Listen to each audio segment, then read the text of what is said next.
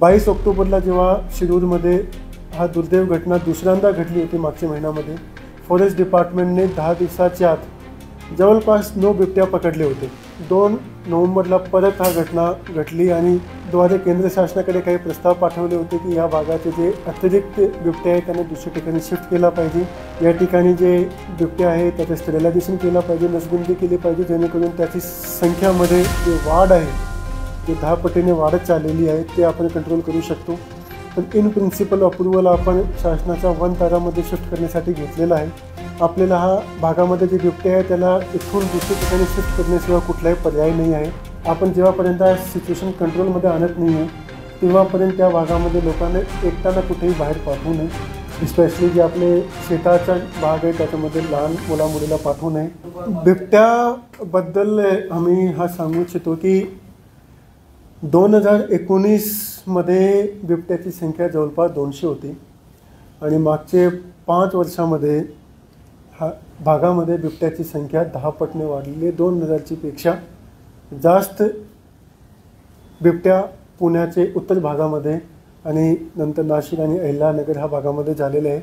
तसा एकंदरीत अंदाज फॉरेस्ट डिपार्टमेंट ग्रामस्थ लोकांकडून येत आहेत.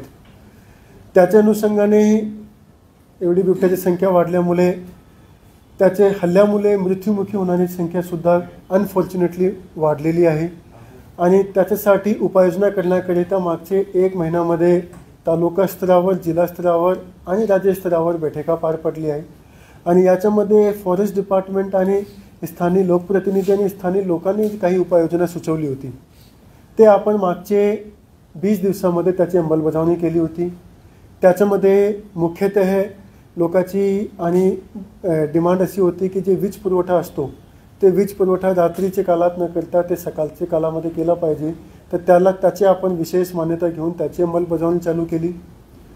फॉरेस्ट डिपार्टमेंटने हा मागणी केली होती की बिबट्याला पकडण्यासाठी पिंजऱ्याची आवश्यकता आहे, तर त्यासाठी DPCमधून 2 कोटी रुपये 200 पिंजऱ्यासाठी उपलब्ध करून दिले होते. 22 ऑक्टोबरला जेव्हा शिरूरमध्ये हा दुर्दैव घटना दुसऱ्यांदा घडली होती मागच्या महिन्यामध्ये, त्याच्यानंतर त्या भागामध्ये फॉरेस्ट डिपार्टमेंटने 10 दिवसाच्या आत जवळपास 9 बिबट्या पकडले होते आणि त्याच्याशिवाय बाकी जी उपाययोजना आहे ते सुद्धा आपण त्या भागामध्ये करत होतो. मात्र ही सर्व करताना 2 नोव्हेंबरला परत हा घटना घडली आणि एक 13 वर्षाचा लहान मुला परत मृत्युमुखी पडला आणि त्याच्यानंतर काल त्या भागाचे जे लोक आहेत त्याचा खूप आक्रोश वाढला. हे सर्व करताना आम्ही राज्य शासनाद्वारे केंद्र शासनाकडे काही प्रस्ताव पाठवले होते की या भागाचे जे अतिरिक्त बिबटे आहेत त्यांना दुसऱ्या ठिकाणी शिफ्ट केला पाहिजे. या ठिकाणी जे बिबटे आहेत त्याचं स्टेरिलायझेशन केलं पाहिजे, नसबंदी केली पाहिजे, जेणेकरून त्याची संख्यामध्ये जे वाढ आहे जे 10 पटीने वाढत चाललेली आहे ते आपण कंट्रोल करू शकतो. पण परवा जेव्हा घटना घडली त्याच्यानंतर हा एक गोष्टी निश्चित झालेली आहे आणि आज सकाळी सुद्धा माननीय वनमंत्री सराची बैठक झाली की आपल्याला हा भागामध्ये जे बिबटे आहे त्याला इथून दुसऱ्या ठिकाणी शिफ्ट करण्याशिवाय कुठलाही पर्याय नाही आहे. तर त्याच्याबद्दल आम्ही आमचं मत मांडलं आणि त्यांना माननीय वनमंत्री सरांनी त्याला मान्यताही दिलेली आहे. आणि शिफ्ट करताना आपल्याला 10, 15, 20 शिफ्ट करून चालणार नाही. जेवढे आपण पकडू त्या सर्वांना शिफ्ट करणे आवश्यक आहे आणि सर्वांना मोठ्या संख्येमध्ये शिफ्ट करणे आवश्यक आहे. तर इन प्रिन्सिपल अप्रुव्हल आपण शासनाच्या वन तारामध्ये शिफ्ट करण्यासाठी घेतलेला आहे. फॉरेस्ट डिपार्टमेंटने मोठी संख्येमध्ये कमी वेळेत एवढे बिबट्या शिफ्ट करण्यासाठी काही साहित्याची आवश्यकता होती, जसं की अतिरिक्त मनुष्यबळची आवश्यकता आहे. त्यांना अजून 500 पिंजऱ्याची आवश्यकता, तसं एकंदरीत त्यांना 700 पिंजऱ्याची आवश्यकता आहे. याच्याशिवाय ट्रँक्युलायझर गनची आवश्यकता आहे. 250पेक्षा जास्त त्यांना कॅमेरे पाहिजे ज्याचा वापर करून ते स्पॉट करू शकतात की बिबट्या कुठे आहेत. आणि गाड्या ट्रान्सपोर्ट करण्यासाठी गाडीची पण आवश्यकता आहे आणि तिथे त्या भागामध्ये आणखीन गस्त वाढवण्यासाठी काही वाहनाची आवश्यकता. तसे अशी त्याने 11.25 कोटीची आमच्याकडे डिमांड सकाळी दिली होती. आज मी त्यांना कालच सांगितलं होता. सकाळी आज त्याने डिमांड दिली आणि DCM सराचे डायरेक्शनप्रमाणे त्यांना दाखवून आम्ही त्यांना दुपारीच 11.25 कोटी रुपये मंजूर करून तातडीने त्यांना उपलब्ध करून दिले आणि त्यांना डायरेक्शन दिलेले आहे की हा विशेष परिस्थिती आहे आणि कुठलाही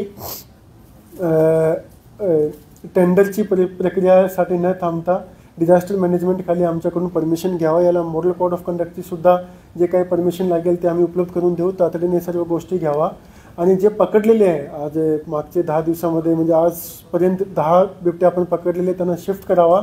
आणि आता हे सर्व साहित्याचा वापर करून कमीत कमी वेळामध्ये जास्तीत जास्त बिबट्याला या ठिकाणीकडून जे काही मान्यता लागेल ते घेऊन शिफ्ट करावा. कारण शिफ्ट करण्याशिवाय आपल्याकडे पर्याय नाही आहे. पुढची घटना कधी पण घडू शकते आणि त्यासाठी आपण थांबू शकत नाही. आणि म्हणून हा आवश्यक आहे की आपण हे अतिरिक्त बिबटे या ठिकाणी करून शिफ्ट करून घेऊ. तर त्यासाठी डायरेक्शन आज दिलेले आहे. बाकी जे उपाययोजना आहे जसे आर्टिफिशियल इंटेलिजन्सचा वापर करून चंद्रपूर वर्धा भागामध्ये त्या भागामध्ये जे वाघ आहे त्याच्यावर खूप मोठ्या प्रमाणावर कंट्रोल आणलेला आहे. तर माननीय वनमंत्री सरांनी आज हे पण डायरेक्शन दिले की त्याचाही वापर हा भागामध्ये करावा जेणेकरून ध्वनीचे द्वारे लोकांना आधी कळेल जर बिबट्या आला. पण त्या भागामध्ये आज जेव्हा मी फिरलो आधी पण मी 7 दिवसाआधीसुद्धा त्या ठिकाणी गेलो होतो तर लोकांमध्ये खूप भयाचं वातावरण आहे. आणि लोक म्हणजे इथेपर्यंत सांगत होते की प्रत्येक दिवशी त्यांना बिबट्या दिसतो. आणि मी जेवढे शेतकऱ्यासोबत आज बोललो एकसुद्धा असा शेतकरी मला भेटला नाही ज्याने सांगितलं की मी बिबट्या बघितला नाही. तर तेवढी जास्त मोठी संख्येमध्ये त्या ठिकाणी बिबटे आलेले आहेत. आणि हा संकट जे आहे ते संकट वेगळ्या पद्धतीचे आहे आणि त्याला कंट्रोल करण्यासाठी वेगळ्या उपाययोजना पण करणे आवश्यक आहे. तर त्यासाठी अगदी वरिष्ठ स्तरावर बैठका झालेली. आज कॅबिनेटमध्ये सुद्धा याच्याबद्दल चर्चा झाली. आणि आदरणीय CM सर आणि आदरणीय DCM सरांनी केंद्रीय वनमंत्री सराची सुद्धा मीटिंगची वेळ घेतलेली आहे. आणि 3-4 दिवसामध्ये तेही होणार आहे. त्या ठिकाणी शासनाद्वारे काही मागणी केले जातील. आणि हा जे विषय आहे त्याला लवकरात लवकर मार्ग काढून आपण त्या ठिकाणी जे एक भयाचं वातावरण तणावाचं वातावरण जे निर्माण झालेलं आहे त्याच्यापासून तिथल्या ग्रामस्थांना बाहेर काढण्यासाठी सर्व प्रयत्न आमच्या स्तरावरून करत आहोत. पुरावे देऊन देखील वन विभागाची लोक पिंजरे लावत नाही. त्यांना दाखवूनही पिंजरे लावत नसलेले जे काही शेळ्या असतील किंवा जनावर असतील त्यांचं मोठं नुकसान होतं. माणसांमध्ये भीतीचं वातावरण आहे. वन विभागाचे अधिकारी ऐकत नाही ते पिंजरे लावत नाही. देखो आज 2 गोष्टी आहे याच्यामध्ये. पहिली गोष्टी अशी आहेत की त्या भागामध्ये वन विभागाकडे जेवढे पिंजरे होते त्याने त्या भागामध्ये लावले पकडले पण ते पुरेसे नाही आहेत. संख्या एवढी जास्त वाढलेली आहे की ते पिंजरे त्यांना वाढवण्याची आवश्यकता होती. तर त्यासाठी त्याने जेवढी आम्हाला डिमांड केली त्याने 700 पिंजऱ्याची आधी त्याने 200ची केली होती नंतर 500ची केली होती. तर 700 पिंजरे आता त्यांना आम्ही पैसे त्यांना उपलब्ध करून दिलेले आहे.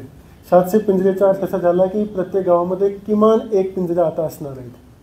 तर त्याचा जे एक मेसेज असा जात होता किंवा की आपल्याकडे पिंजरे नाही आहे किंवा पिंजऱ्याचा वापर केला जात नाही आहे तो विषय जे आहे त्या सुटलेला आहे. त्याच्याबद्दल काही अडचण येणार नाही. याच्याशिवाय जे दुसरं आहे की लोकांमध्ये फॉरेस्ट डिपार्टमेंटला घेऊन एक आम्हाला असं जाणवलं आहे की संवादचा अभाव आहे. एक अविश्वासचा वातावरण त्या भागामध्ये. तर फॉरेस्ट डिपार्टमेंटला आज मी सूचना दिलेली आहे की आपल्याला सर्किल निहाय टीम गठीत करावं लागेल आणि त्या टीमची ग्रामसभेसोबत बैठका घ्यावं लागेल. मग आपला जे एक संवाद वाढतील आणि लोकांमध्येही आपण जे काही करतो आहे ते फॉरेस्ट डिपार्टमेंटद्वारे सर्व माहिती तिथेपर्यंत पोहोचत नाही आहे आणि तेथील लोकांनी माहिती नाही की त्याने त्याच्या समाधानासाठी त्याची जी गोष्टी आहे ती कोणाला सांगायची.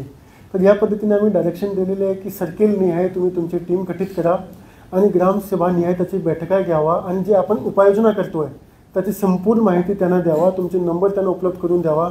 तर अशा प्रकारचं जे एक मिसकम्युनिकेशन आहे तोही बाहेर पडेल आणि फॉरेस्ट डिपार्टमेंटबद्दल लोकांमध्ये एक चांगला वातावरण निर्माण होतील, विश्वास निर्माण होतील आणि त्या लोकांच्या मदतीने आपण हा जे बिबट्याला शिफ्ट करण्यासाठी जे प्रयत्न करतोय त्याच्यामध्ये आपण थोडा यशस्वी होऊ शकतो.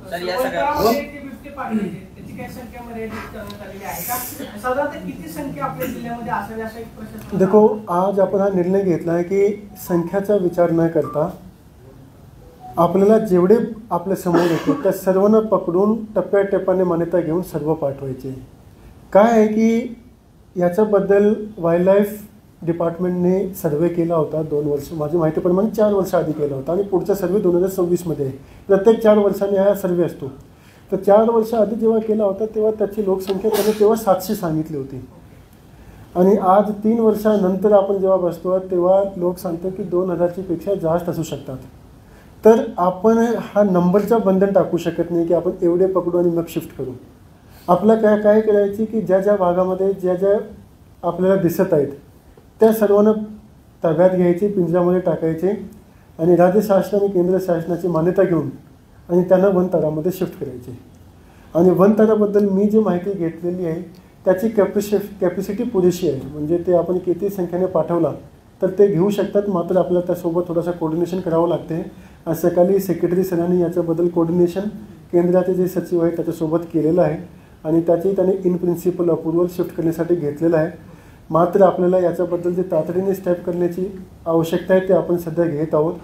लोकांनाही आम्ही त्या भागामध्ये सांगितलं आहे की असा दिसतो आहे की मोस्टली हा जे बिबट्या आहे ते लहान लोकांना जास्त अटॅक करतो आणि त्यांना जसं असं वाटतं की तो बसलेला आहे, म्हणजे खाली बसलेला, तर त्यांना वाटतं की जनावर 4 पायाचं जनावर बसलेला आहे आणि तो बघून तो त्याच्यावर अटॅक करतो.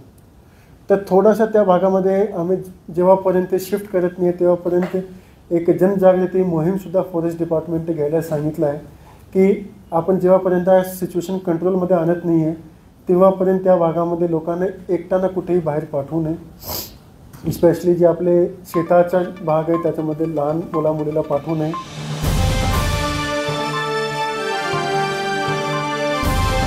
समाजकारण, प्रशासन आणि राजकारणातल्या अचूक विश्लेषणासाठी बखर लाईव्हच्या सोशल मीडिया प्लॅटफॉर्म्सना लाईक, फॉलो आणि सबस्क्राईब करा.